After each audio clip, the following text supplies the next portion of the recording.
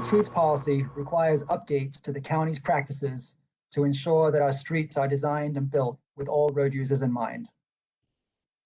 Since the adoption of the policy in October of 2019, status reports have been provided to County Council every year in October and April. Last year, in October, we released the draft Community Engagement Plan, which will be formally adopted as an appendix to the design manual. Policy required design manual updates within 2 years of the adoption of the policy. The formal review of those updates is starting now with the public comment period, including this workshop, and is anticipated to culminate with council action in December.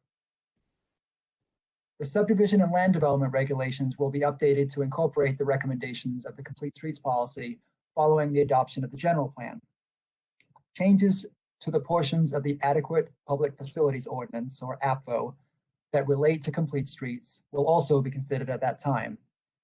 That process will be completed over the course of the next year and may require additional updates to Volume 3 of the design manual once it's complete. Chapter 4, the Adequate Public Facilities Test Evaluation requirements will be addressed after the previously mentioned updates to the subdivision and land development regulations. And these will be addressed in the coming year. The only change proposed to Chapter 4 is a technical update to the assumed background growth rate to bring the assumed rate for out years more in line with actual traffic growth in Howard County. Chapter 5 includes new guidance on how traffic studies can better consider all modes, included updated guidance on bicycle studies, pedestrian studies, and safety studies. Question about AFPO and development regulations. We heard from Chris that Chapter 4, which is the Adequate Public Facilities regulations, have very minimal updates at this time, but also will be addressed once updates to the development regulations are made. So could you provide a little bit more insight as to how that process is going to work and what specifically has been changed in Chapter 4, at the draft that's been posted? Bruce, do you want to take a stab at that?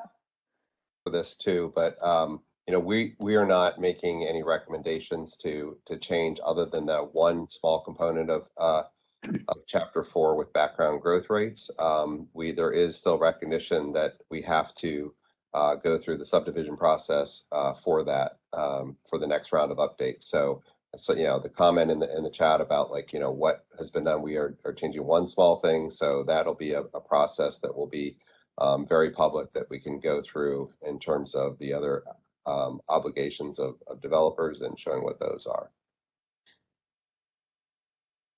Not sure if I answered everything there, so and if there's anything to follow up on. So David Clifton here, off Transportation as well. So the other sort of follow up on that is, of course, this is a follow up on the adoption and finalization of the county's update to the general plan, Hoco by design. So of course, we're in the process of doing that right now. So the traditional process, of course, is to adopt the plan and then start working through all the regulatory components that would allow you to implement that plan. One of those things, of course, is updates to the Adequate Public Facilities Ordinance, which is one of the part of the growth controls in the county.